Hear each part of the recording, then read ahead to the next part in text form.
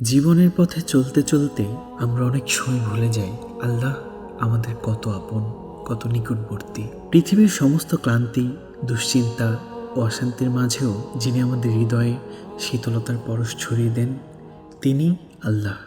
মানুষ যখন পাশে থাকে না, কথা শোনে না, বুঝতে চায় না, তখনও একমাত্র তিনি আমাদের কথা শোনেন।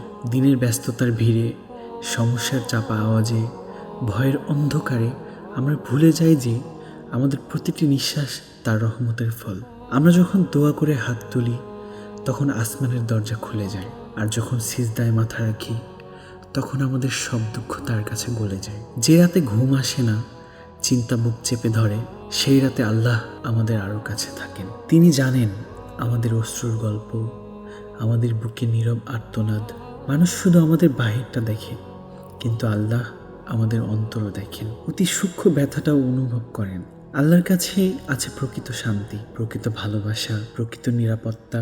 আমরা যদি শুধু তার দিকে ফিরে যাই, তার উপর ভরসা রাখি, তবে দুনিয়ার ঝড় যতই বড় হোক, হৃদয় কখনো ভেঙে পড়বে না। কারণ যে আল্লাহ আমাদের সৃষ্টি করেছেন, তিনি আমাদের সবকিছুর সর্বোত্তম রাহবার।